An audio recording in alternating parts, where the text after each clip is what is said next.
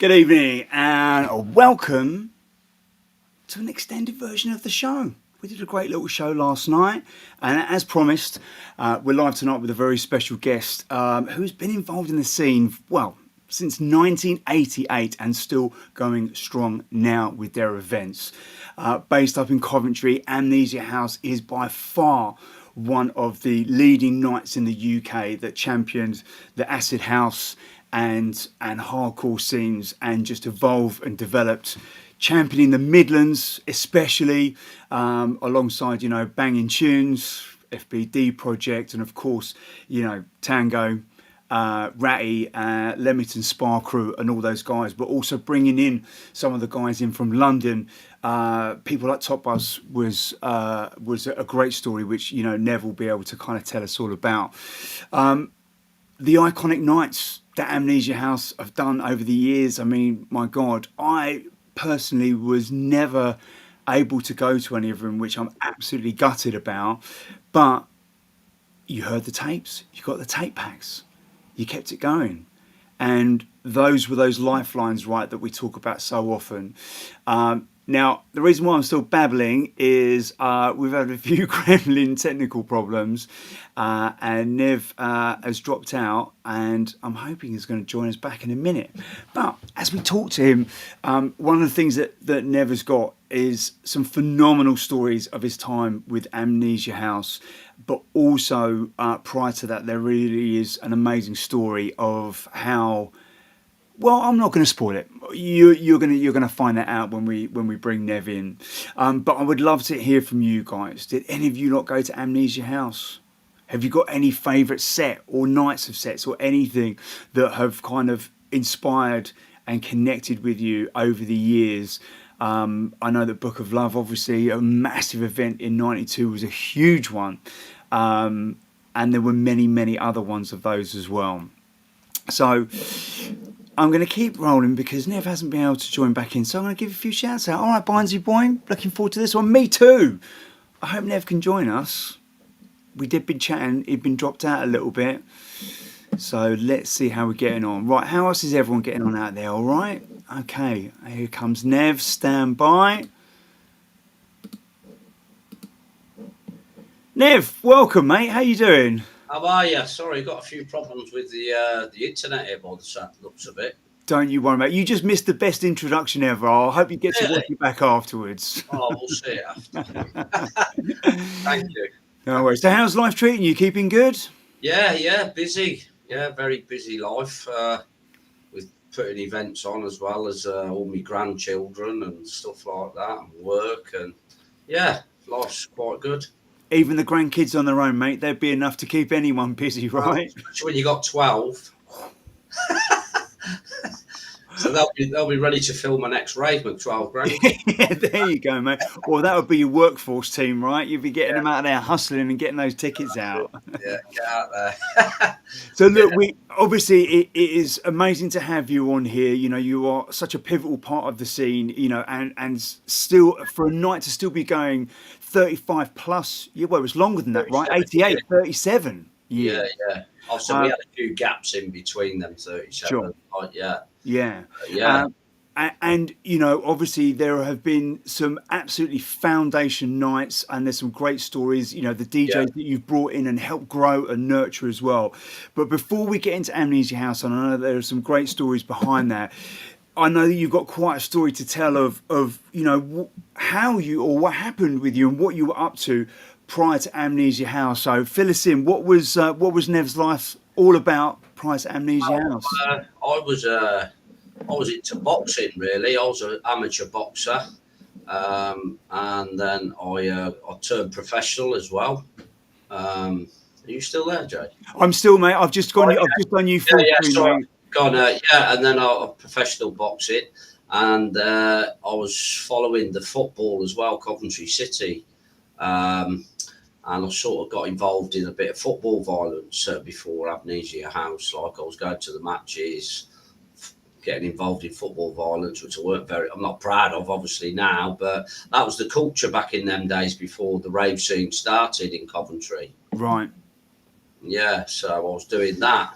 I got myself in a little bit of trouble at the football. Got myself arrested. I got put in prison for. Well, basically, I chinned an Aston Villa fan. I'm sorry to all the Villa fans out there, but Aston Villa were our rivals, and it kicked off with Aston Villa, and I got myself arrested and put in prison for it. And that's what I was doing before the rave scene. I was working in that and stuff like that as well. I was working the doors as a doorman, stuff like that, working on the doors. And I came out of prison in '88, and my brother and Bam Bam, my good friend Bam Bam, they said they were doing a party, like a rave party or an acid house party, and they asked me to do the door for them. So I turned up in my Sharon and Tracy jacket. I'd just come out of the Sharon and Tracy club, and I went down to this warehouse, and I was doing the door, and they had a sound system in there.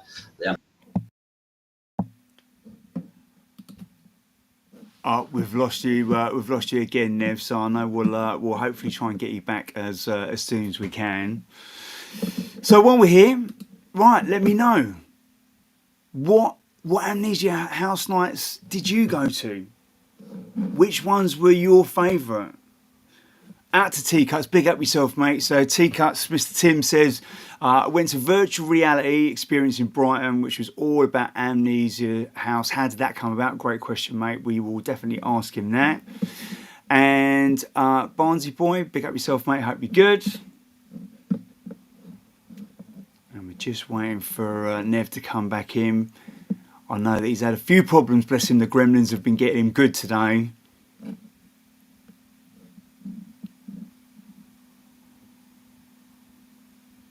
You know, I think for me, like Amnesia House, right, there was a key set, I think it was from Groove Rider, from, when was it? 93. And I remember just hearing this set, and it was Groove Rider 93, and he was playing hardcore, he was playing piano stuff. There was a couple of techno bits in there, and I was like, wow, like just how amazing is that, you know, all those kind of melting pot of styles were all kind of coming in. All right, Nev's back in. Yeah, so this little party in this small warehouse in Canal Road in Coventry, I was just a doorman to begin with, really. I didn't know what was going on. Well, none of us really knew what was going on. It was just this new acid house music was there, and it was a strobe. I think Man Paris was the DJ, and it was just the atmosphere there, and it just, I don't know, it just got hold of me from that night, basically. And then I sort of got involved with Bam Bam after. And my brother went to Spain, Kieran. He went off to Spain. He was raving in Spain. Well, because it was out there then as well. There was this, and I got involved, and I got in touch with someone who had a big mansion. And this was called House 2 we were doing. The first one was House 1. And it was Stuart Reed who he owned the Eclipse, and he got this mansion. And we had the back garden in this mansion, and we set up a sound system outdoors, and it had all meeting points around Coventry. It was in South, no, it wasn't in South, it was Fenny Drayton, sorry. And we had convoys of cars coming to the second party, and it was just in a little back well, not a little back, it was quite a big back garden, but a mansion. Someone who owned it, they said we could use it for this party, and it 200 people turned up to that one. Nice. And what year was that? That was in '88. Okay. 88, yeah. So you were doing the door for these guys in 87, or it started around 88 time? 88, which is when Amnesia House started. Yeah. Well, it wasn't it was just an acid house party, really. And then we decided to call ourselves Amnesia. Well, we got Amnesia from out in Ibiza. There was a friend of ours that was going to Ibiza at the time, and he said he goes to this club called Amnesia, and he said it's amazing out there. His name's Robbie Lyons. Like, he come back from Ibiza, and he told us about Amnesia. So we said, why don't we call it Amnesia House? You know, nice. Promotions, and that's how Amnesia House was born. Love it. Yeah, so we'd done this one in the garden, and it was amazing again. And we were like, wow, this is, you know, we're just normal lads, like football, ex-football hooligans, stuff like that. And it brought people together, like even people that you didn't really like, that used to like, It's like, you know, people were taking baked beans and stuff like that, and it was like, it brought people together and say, you know what, I never used to like you, but I think you're all right now. You know what I mean? You'd shake hands, you'd dance all night, you'd have a good time, and it stopped. I'll tell you what, the football hooligan side of things, we all stopped. Like, we thought, you know what, let's forget about all that football violence That's and stuff like that. amazing. And it brought people together, you know, like from all different walks of life, you know, wealthier backgrounds. We were from a poor estate in Coventry, Bell Greenwood End, and we had nothing like, but it didn't matter what you had. People were just there for the music, and it started growing. You know, it got bigger. It was getting bigger each time we were doing it, and we were. So anyway, we thought, oh, well, let's do another one. So we got a barn. It was like an old barn in Bindley Woods in Coventry, and this farmer owned it, and he said, you can do one in this barn. So I think that was house 2 or 3, and we went to this barn. We set up a strobe, sound system. We even had an ice cream van inside the barn. Like, you know, it was bent on the sound system went down, and the ice cream man put his music on the ice cream van. People still dancing to the ice cream van. You know? Yeah, so it just like it was just something we didn't know what it was, to be honest with you. We just thought, these are parties, this is acid house, rave music, and everybody just loved it. So we carried on doing a few more illegal raves. One day we were doing this rave in Coventry. We'd advertised it, and we didn't actually have a venue. We were doing a rave, but we never had a venue. So me and Bam Bam were driving around Coventry thinking, where are we going to do this rave? And we were driving through this industrial estate in Coventry, and we clocked this brand new warehouse, and the back door was open to this brand new empty warehouse. So we went into the back of this warehouse. We thought, look at this. This is amazing. So what we did was we changed the locks on the warehouse. What it is, we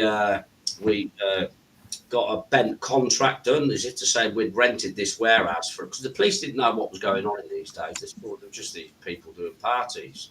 Yeah. So we changed the locks on this warehouse. We got the sound system in there. We got some extra light. We started getting a few lasers and things like that. Then sort of upgrading a bit, and we had all meeting ports around Coventry again. And we brought the people in. I think we might have had Sasha then, and I think we might have brought Sasha from Manchester then. I think he was just starting out. I'm sure we might have brought him to that one in. That's mad. Do you remember any of the other DJs that were playing at those early events? Well, Doc Scott started his career off with us in Coventry. Dobbo was another DJ. Man Paris was a DJ as well as on the mic.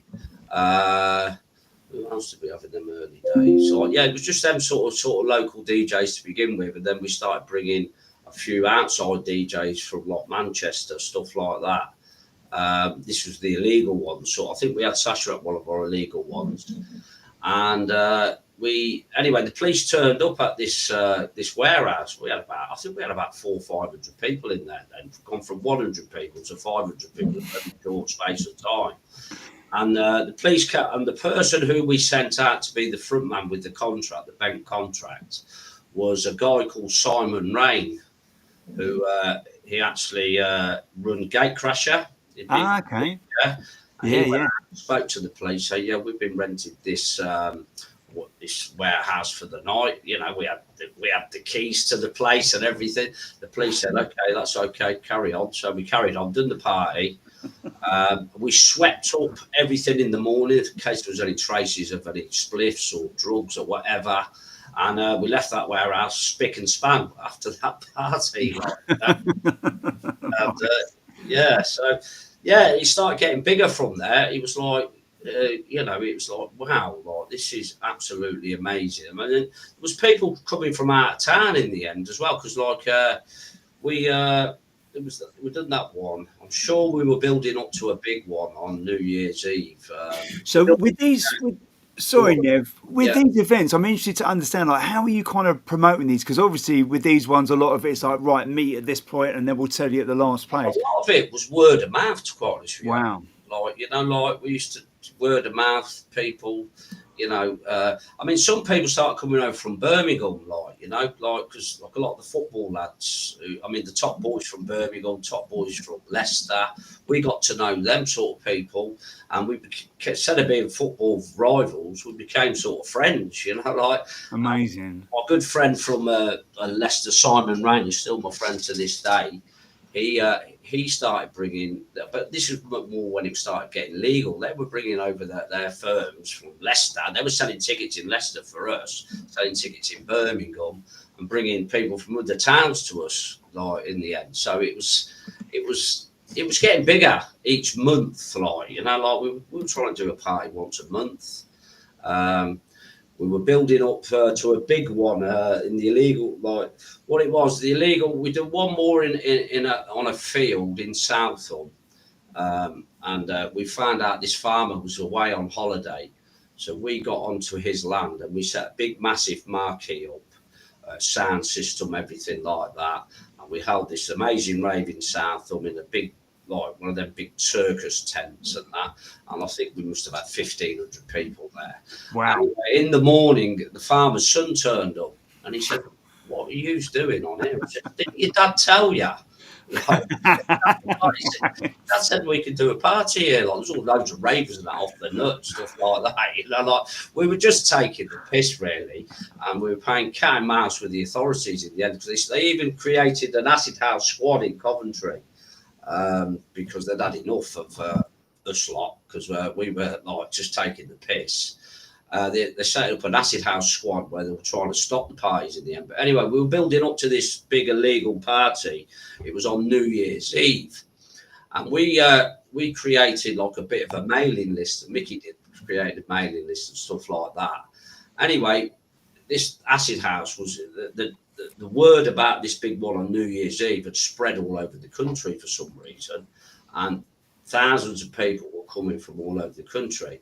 Now, on the morning of this is when the new act had come out as well. I think the Maggie Thatcher had like stopped. You're not allowed to do illegal raves and stuff like this, and I got a knock at the door off the police on the morning of this New Year's Eve rave, and it was the coppers, and they served me with a writ.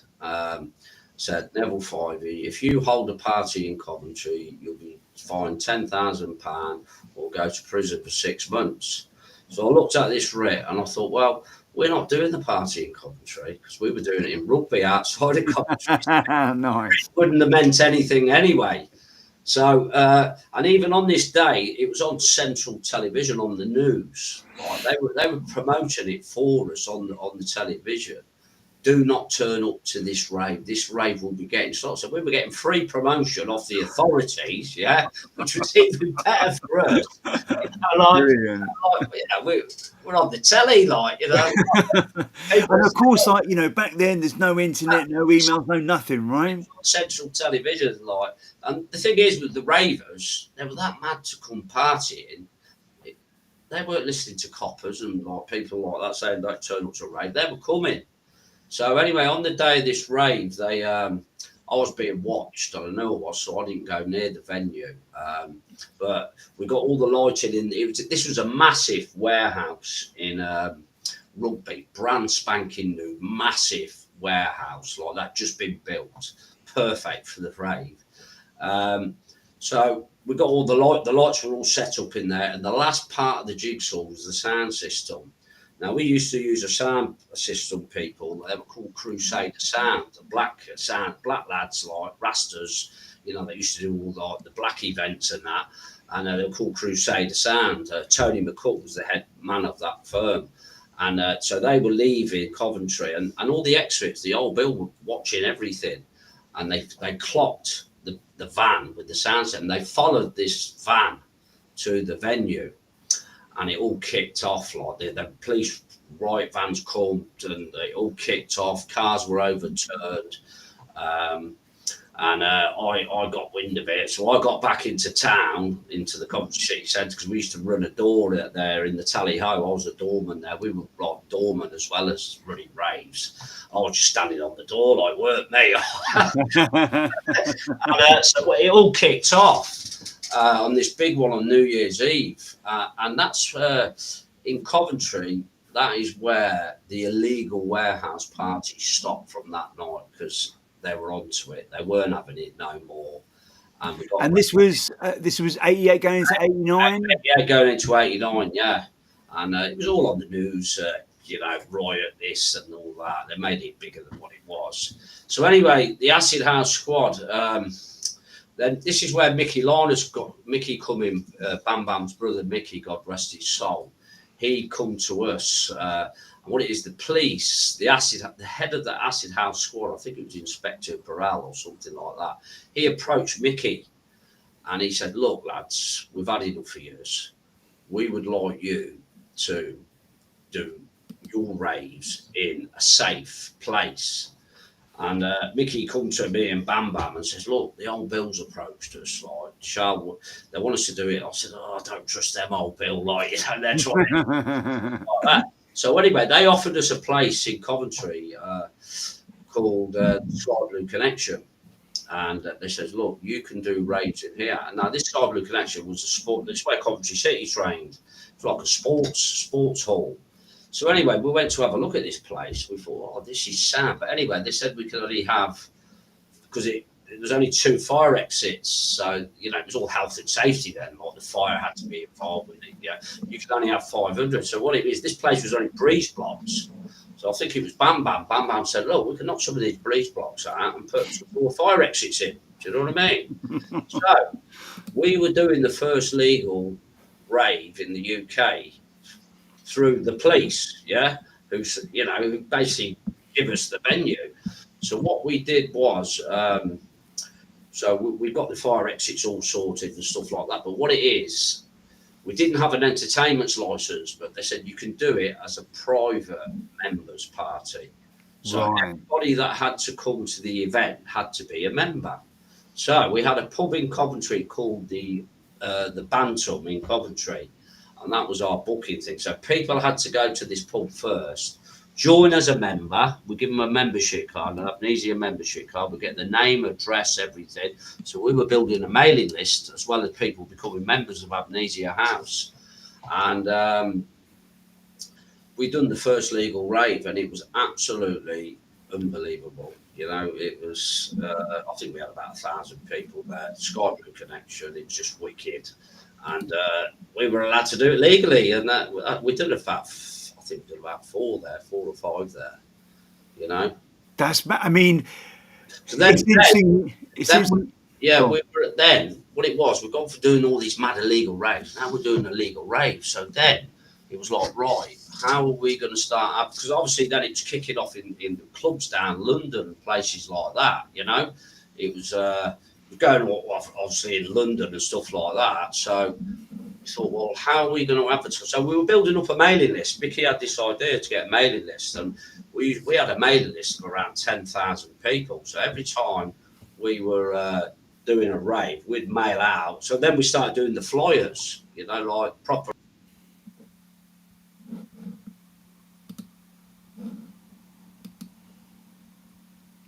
Do you know what?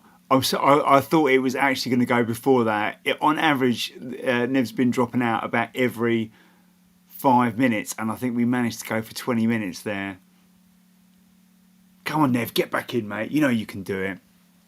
All right, so look, while we're waiting for Nev to connect, let's have a little look about what's going on the 5th of April, right? Because that is a colossal lineup. And I just want to say, before I start actually kind of talking about this event, for me as a raver, I started raving in 91. And so obviously Stern's Amnesia House, Fantasia, all of these events either was able to go to or knew of them and was buying the tapes. And it's absolutely madness to think that well, probably 33 years after I knew of Amnesia House. So probably it was like 92, 91 that I'm playing in there. Mad. So look, so 5th of April at Casbah in Coventry, 37 years in the game. So this is going to be 3 different rooms. So Mickey Finn, alternate. There we go. Here comes Nev. Okay. All right, Nev. We're just All running right. through the event while you're coming back in. Yeah.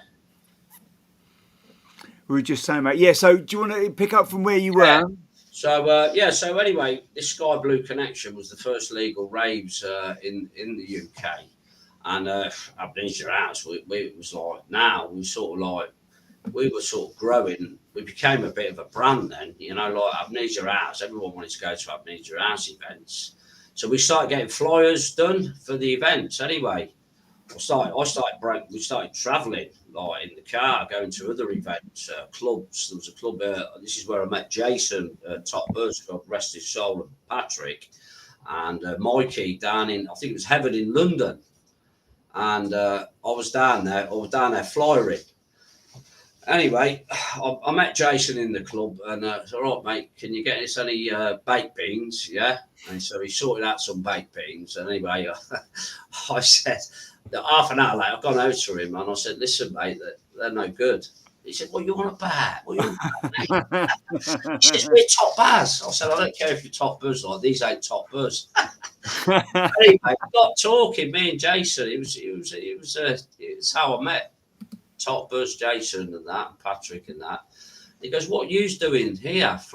They thought we were from up north, but obviously we're from the Midlands, not up north. But they class us as northerners, like.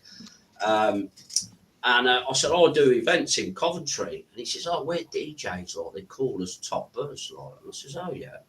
So anyway, he says, "Here's a cassette, right?" So we're travelling back home from Coventry after having a good night out, as well as giving the flyers out and listening to this Top Buzz tape. Yeah. On the way back, we're listening to this tape of Top Buzz, and we're still sort of buzzing from the night on the way home. We're going, "These are fucking wicked, these are." Like, I think I got a number off Jason, and I contacted him. And I said, "Listen, we want you to come to Coventry." I think this is our second Sky Blue Connection event. Right. So they what year would have this been? I think 89 or 89. Right. I'm not very good with the date. I've got some people like that who work with me and that. They know all the dates. I don't, because I've done that much. I can't remember. Yeah. I think it was about 89, 90. Yeah. I think it might have been 90. I'm not sure. Anyway, so Top Buzz, bless them, mate. They're still my lifetime friends now. I miss Jason dearly, and Patrick, I know he does, and Dylan, and we all missed Jason because he was a legend of the rave scene and a close friend of mine, a lifetime friend, and I still think about him to this day. And we always do like legacy sets for Jason. We've done a big thing on him. We had him on the screen at the last thing. Fade's done a Top Buzz set, and Jason was talking before the music started. It was wicked, like. So anyway, Jason, Patrick, I think Mikey B, they come down with a few boys and that, crewing all these cockneys. "All right, how's it going? All right."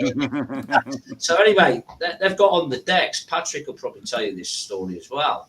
So they got on, they started playing early. They were on early-ish. So I've gone up onto where the DJ thing was. I said, "Come on, off." I go, What do you mean? I said, "Oh, off." I said, "You're too good for early. I want you on later." Nice. And then they went on later. They went down an absolute storm. Like Patrick on the mic, "Who Wants to Fly?" On Top of the World, top bars, Two Blacks in a Bubble. The whole shit. It was amazing. And what it is, all the people of Coventry and people from out of town, Leicester people, going, "Oh, that Top Buzz, they were wicked, they were." And then we had them more or less at every rave we were doing then, like, because they just blew up. I mean, they were doing the Astoria in London and that, weren't they, and stuff like that. Yeah. They were making a name down there for them. But in the Midlands, they blew up massively with us in Coventry. Like the Top Buzz with the Dons, like, along with Groove Rider and people like that. You see, I mean, we were the first people to bring Groove Rider to the Midlands as well. Fabio, you know, and we started using a lot of these London DJs. They all wanted to come and play for us. They all wanted to get out of London. We're going down north to Amnesia House, like, Nice. you know, and yeah, it just blew up, Jay. Each event at the Sky Blue Connection just got bigger and bigger and bigger. And unfortunately, we had to leave the Sky Blue Connection.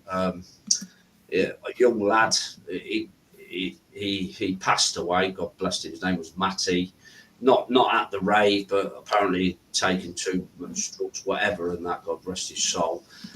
And then they stopped Amnesia House doing the events there. Yeah, because it was near a little village called Royton on Dunsmore, and the residents they were pissed off in the end. Like, there was cars, there was people, you know, like, and it was in a little village, you know what I mean, just outside of Coventry and Royton on Dunsmore.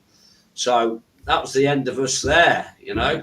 So from there, then Stuart Reid and Baz Edwards, they got the Eclipse Club.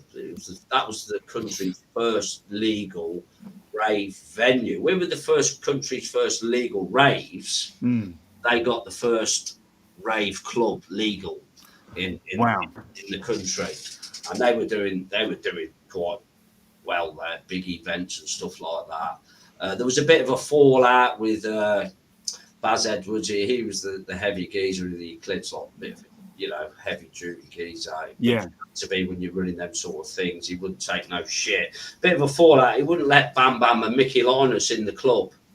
He'd let me in, but they wouldn't let him. So they allowed Amnesia House to. I was hosting events there, doing Amnesia, and Bam Bam and Mickey had to sit at home while we were doing Amnesia House in their club, making them loads of money. Yeah. But they wouldn't let them in, you know, which was very surreal, like, you know. Yeah, right. Back in the day, what it was, I mean, because we were, obviously, we blew up, yeah. A lot of jealousy going around as well, you know. There was a bits of trouble now and again. We had to stand up to many people back in the day, you know, because, you know, when you start making a few quid and you get a nice car or something, people, you know, people wanted a piece of it, you know what I mean? Yeah, right. Yeah. So we blew up in the Eclipse then as well. We were ramming their club for them. I mean, they were doing their own events as well. They were ramming it. They had all of their organisations doing events, and then they had Sasha every Friday.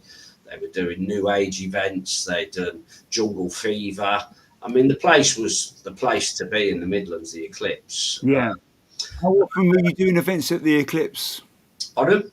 How often were you doing events? I'd say we were doing about once a month, like, you know, we're quite regular, you know, like, people. I mean, we used to do events in Birmingham on a Monday night in a place called the Dome, you know, like a nightclub. We'd have Enjoy and Change the Rhythm and things. Really? It was anywhere we went, it was amazing. Do you know what I mean? I've done events with me. We've done events. We got a club in Stoke-on-Trent called Shelley's, a legendary club. And Shelley's offered us, went through Mickey, said, look, we want Amnesia House to do the Saturday nights in Shelley's. Sasha was doing the Friday nights, and he was absolutely ramming it on a Friday. Sasha hands in the air stuff and all that. Yeah. We took on the Saturday night, and we put one flyer out for that Saturday night, and it was packed on the opening night, and we never put another flyer out again, and it was rammed every Saturday night. Really? All we did was have surprise guest DJs. We had all the big names up. We brought all of them up there: Carl Cox, Stu Allen, Top Buzz. You know, all the big names we had.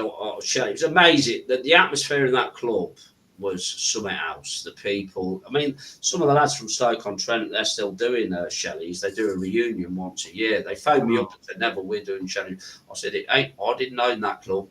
You're Stoke-on-Trent lads. You carry on." Yeah. They actually asked Amnesia House to host one of their arenas and that during one of their events. So, you know, amazing.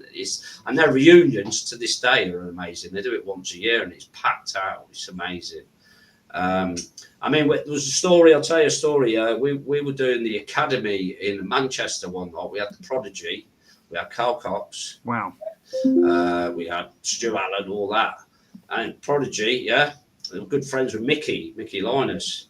And we all went back to the hotel. We were staying at the hotel. The next night, we're doing Shelley's on the Saturday night. And they says, we want to come and do Shelley's for you tomorrow. Yeah. Wow. And we said, really? They said, yeah, we don't want no money. Yeah, right. So we've done it as a surprise. Yeah. So we turned up on like the next night. We're doing Shelley's, and we had the Prodigy as a surprise PA. I mean, you don't get much bigger than that right at that time. We were on the party with them the night before, like, you know, all the lads and that, you know, like, and they come and played for us for free at Shelley's. This is before they blew up really big, but we had them in Manchester the night before, and the place was rammed. Yeah, I'll bet. I'll bet. Yeah, so we help blow people like that up, like, you know, Prodigy. They end up worldwide, didn't Well, I mean, you've got to look at it now. I mean, I remember seeing them. Probably the earliest I saw them was probably late '91, early '92 at they? Yeah, Astoria in London. You yeah, know, yeah, and they yeah, were. yeah. They were It's one of amazing. my fondest memories and one of my most vivid memories. Them doing Outer Space, Yeah, and just the whole place just erupting in song. Everyone singing, you know, the yeah. chorus. Yeah, Um, I mean, we had bands like the Enjoy, we had the Shades of Rhythms. I mean, yeah, I mean, Enjoy, I don't think they're doing so much now, are they? I did try and get them again, but they said they're not doing anything at the moment. Shades of Rhythm, good friends of mine. All the act, you know, like to this day, all the acts, I class them as friends, you know, like your Mickey Finns, your Top Buzzy, your Dot Scotts. I phone them up, like, because obviously you've got to go through agents and that. And I have to yeah, chat with the DJs and say, listen, I've just phoned your agents. They're coming out of all these new school prices, you know, like.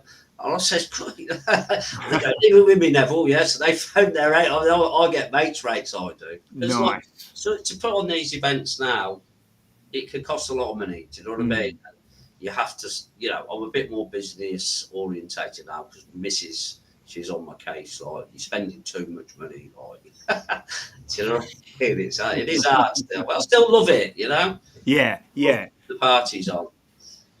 Yeah, well, that's a testament to it. So, look, let's. I'd like to dig into some of the events. I think '92 is definitely kind of obviously a big year. And Book of Love. Talk to us about that. Well, What yeah. Well, the Book of Love, like how, like, what it is, we were doing Donington Parks. We started. We went into business with another organisation called Nemesis, and they were from Leicester, um, and they approached Mickey and they says, look, like, we've got big venue. You've got the name, yeah. We've got the venue. So we went into business with this other firm, like, yeah, to do Donington Parks, yeah. And so we went along. So we went in on it, you know, like, said, right, yeah, we'll be up for that. It was for 10,000 people, Donington Park, yeah. And we did four. I think we did 4 events there, and we packed it out. Now we were building up to this big one, like Donington Park, with this Nemesis firm. Anyway, they we're building up to the biggie, and they says, look, we've got a Speedway Stadium, and it's called Brayfield Stadium. We want to do a biggie here for like 15,000. Yeah. So Mickey come to me and Bam, because Mickey was he was negotiating with them. Me and Bam Bam were a bit more, well, Bam was more in the background. I was in the middle. I was the fiery one. Mickey was like, he was negotiating with the Nemesis crew. Yeah.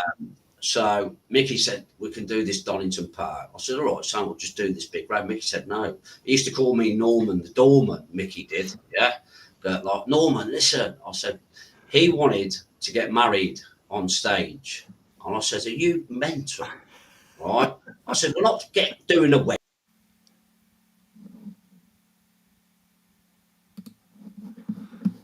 All right. I know we'll jump back in a second. So I do apologise for this.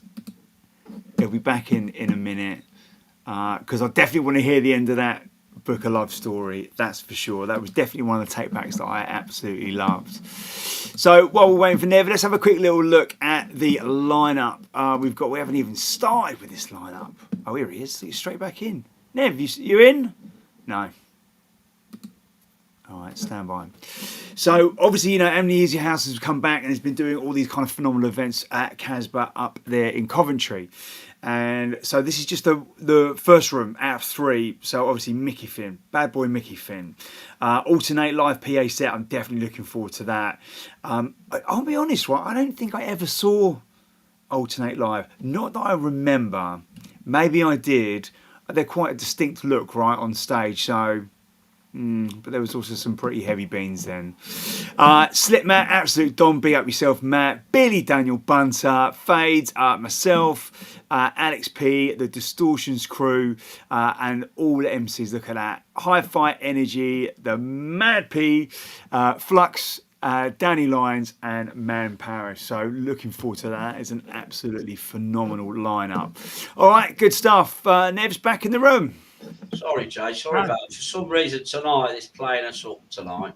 Don't you worry, mate. With who we get anyway, yeah. So anyway, Mickey. So we decided, right? Okay, Mickey. Right, let's do it. So Mickey said, we want to call it the Book of Love. Yeah, the world's first house wedding. So Mickey, he asked Groove Rider to be the best man. Yeah, right. Groove Rider, top DJ in London. That Groove, because Mickey and Groove are quite close. Yeah. Yeah. And they said, well, I want you to be the best man, right? So Groove agreed, yeah. So we got to this rave. Fabio was doing the first set. It was a summer day, like, yeah. And it was like the sun was rising and the queue was massive. It was just amazing. Fabio done the first set and it was one of the best sets I've heard ever. Yeah. It's amazing that we had Fabio on first, you know what I mean? Yeah, right, it's crazy, yeah.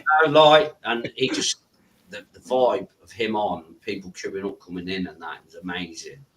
And so as the night was building, because I was a bit of a football hooligan on the mic. Like, I called myself loud and nasty for some reason. I don't know why. Shit MC. Yeah. I'm going to be honest. I wasn't an MC, but it's my rave. I could do what I want.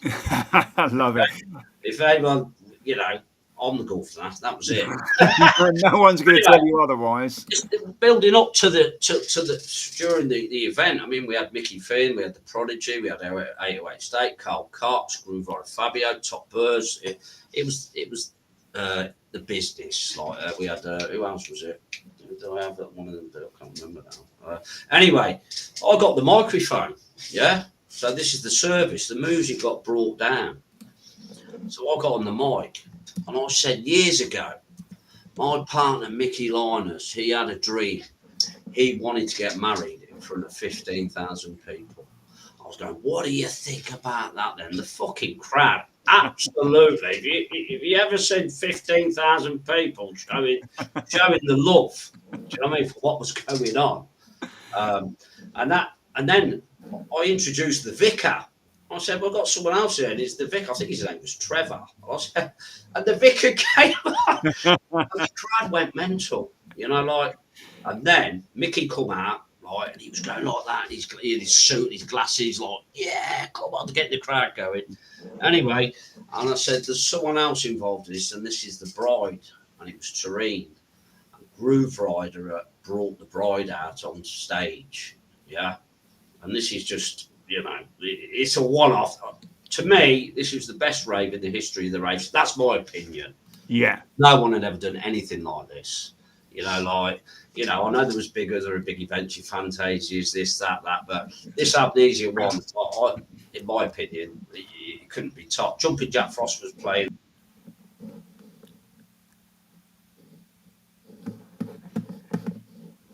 Sorry, Nev, we lost you again, mate. So I just want to show that fly. Look at that. That is like I'm going to see if I can zoom in a little bit because...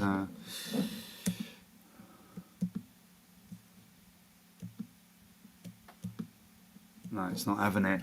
But look at that lineup. Amnesia House and Nemesis UK Productions proudly present the world's first house wedding. Saturday, 27th of June, 1992, 8 p.m. till 7 a.m. Now, you remember back in the day, right? Those events, right, were... The last set was the coveted set. That was the one that you wanted. No one wants to play past 3 a.m. now. Or let's do day raves. That's the good one. Amnesia's got onto the money there. But look at that. Groove Rider, Fabio, Mickey Finn, Carl Cox, Jumping Jack Frost, Stu Allen, Top Buzz, Man Paris, and Nev himself, Loud and Nasty. And look at the PAs. I don't know if you can quite read that. That's Prodigy, Enjoy, Dream Frequency, plus Surprise PA. Best man for the occasion, Groove Rider.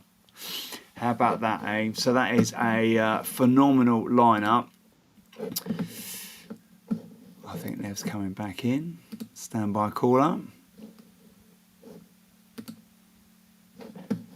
Nev, sir, can you hear us all right?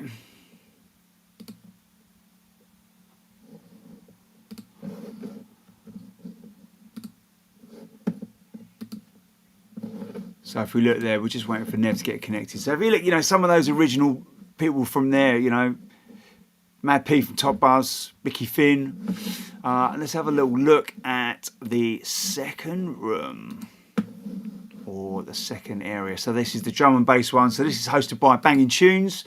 So big shout out to Mr. Neil Tricks. Obviously, if you've been following Neil on socials, there's a lot of Banging Tunes goodies coming, including new represses, remixes, stickers, clocks. I mean, you name it.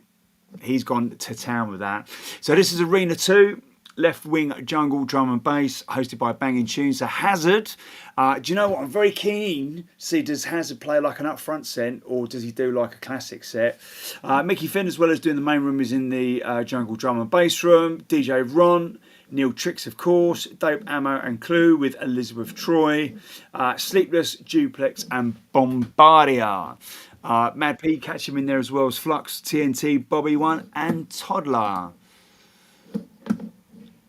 Right, there we go, Nev. All right, sir.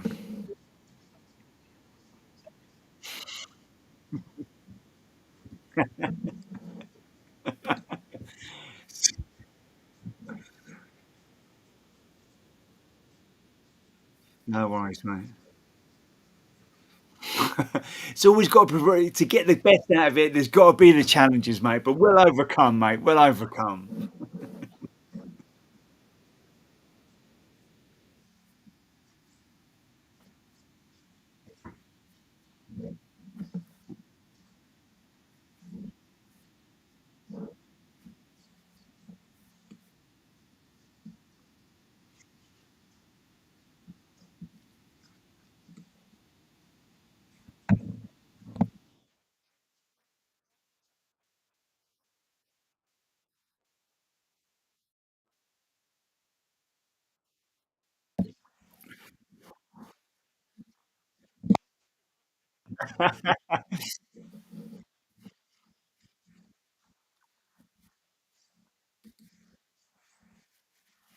If you could bottle that stuff, eh, Nev, you'd be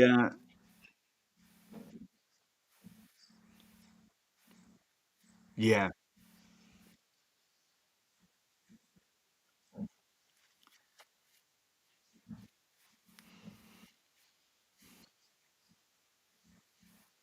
yeah.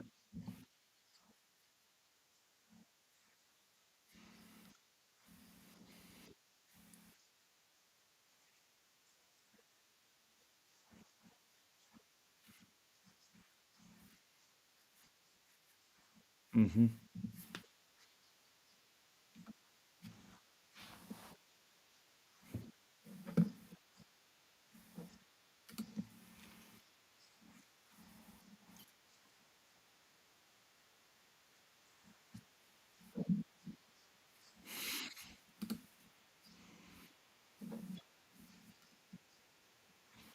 Yeah, yeah.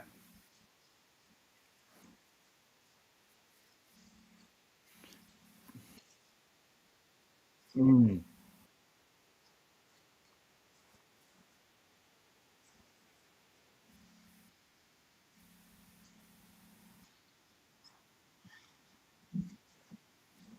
Yeah,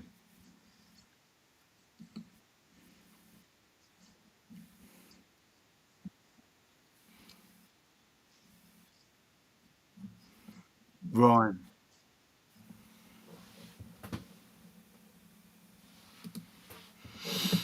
All right.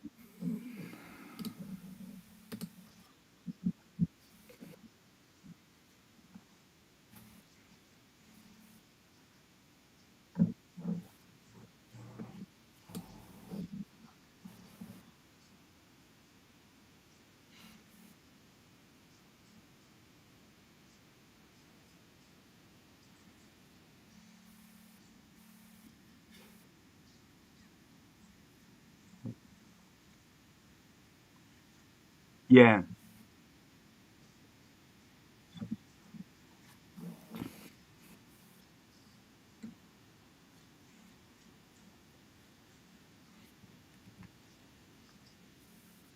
yeah.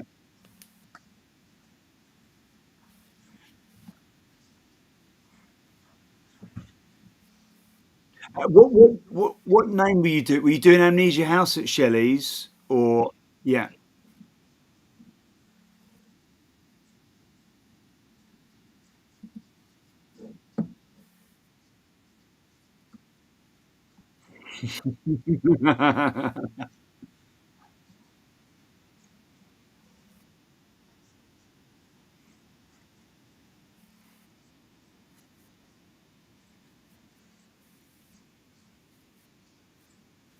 Hmm.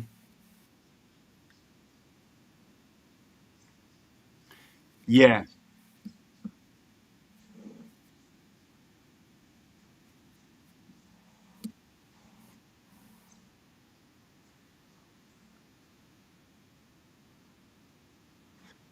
yeah,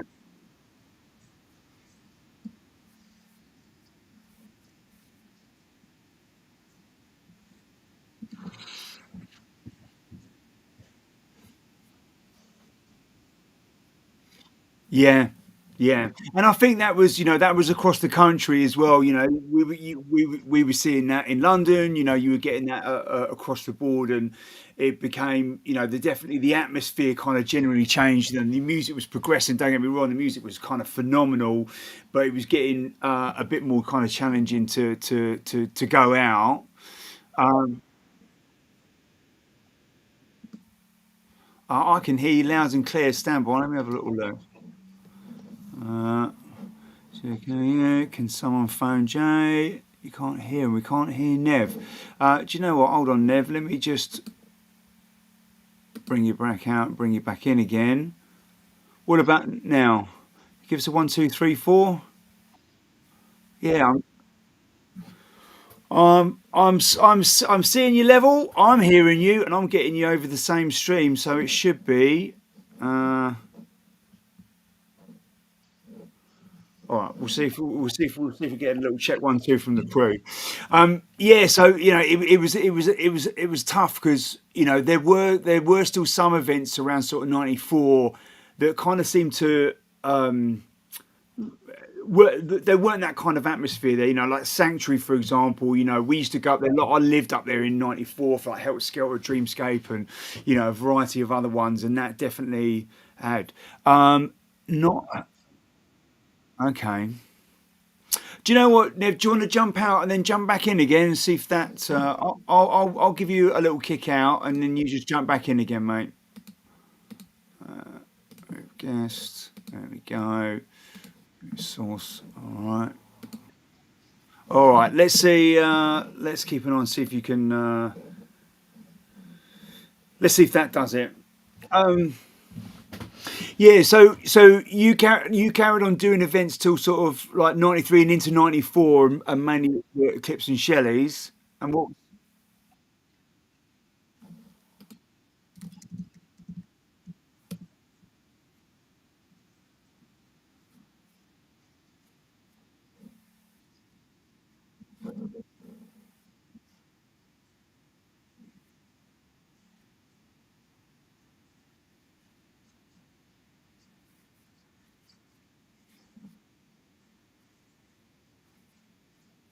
Yeah. Nice.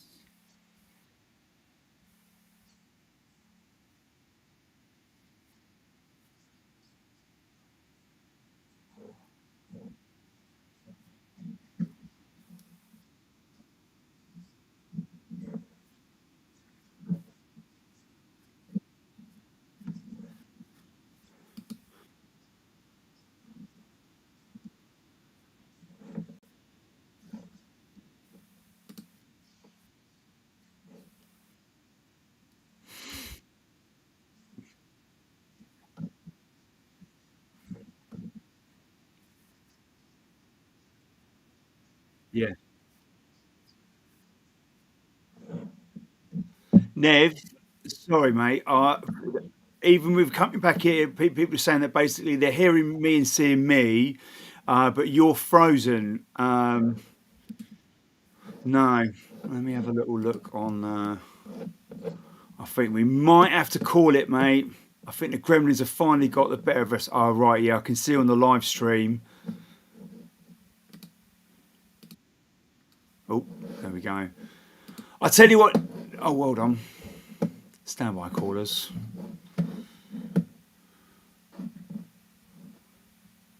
Yeah, it's an odd one because I'm getting him coming in, but obviously he's not getting out there. All right, we'll get him to come back in. Right, Nev, let's give this one last crack, mate.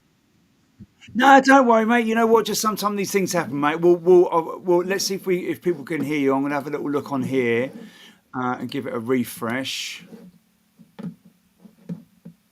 because actually it might not be your side at all. It might just be me because if the picture's frozen, yeah, I'm just seeing a frozen picture with just you. Do you know what, mate? That might be something that's going on this side, mate. So look at that. There's the love, mate, isn't it?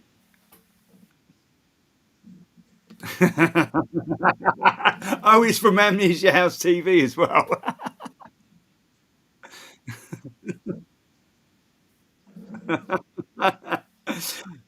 All right, mate. Well, look, apologies for that, mate. I think it might have been something that's going on this bit, mate. But I'll be in touch, mate, and we'll reschedule, mate, because we've got more to talk about.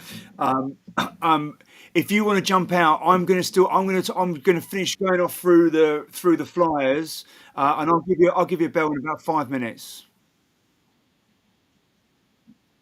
Well, just jump out, mate, because I don't think it's going to work now. I'll phone you in about 5 minutes. Don't you worry, mate. I think it's all on this side, mate. All right. All right. Let's have a look at finish off what's going on with the events. So we've had a look at room one, room two. Let's have a look at room three, the Glow Bar. So we've got Man Like Billy, Daniel Bunter, Fade, Slipmat, so all those boys you can catch in the main room as well, alongside Jay Skinfellow. Big up yourself, Jay. Jay and I actually did a back-to-back at Roy LSD's 60th a year and a bit ago, and that was good fun, mate. So I'm looking forward to catching up with him and having a couple of beers. PG Trips, Spencer Taps, Lee Hall, and Reedy. So if you've not got your ticket, please do. I'm going to stick a little link in below. You can get them from Amnesia House. Established est1988.com/events. Just Google Amnesia House events. It's the first thing that comes up. It's a colossal, phenomenal lineup. I know the hotels around there are pretty cheap. You can get yourself a half decent room. Let's face it, you're going to go back there, pass out, and then head home. It'd be lovely to see you guys because obviously we're going to be there during the day, but you can also catch me at the after party as well. So we're going all day and all night. We're having it. And then I'm going to take 2.5 weeks off. Anyway, look, apologies for all the kind of technicals we've had tonight. Sometimes these things happen. Not much you can do about it. But thanks very much for locking on. I'll keep you all posted on when we're going to do part 2 with Nev. And if you're going to Amnesia House in a couple of weeks, 5th of April, I'll see you there. Otherwise, I will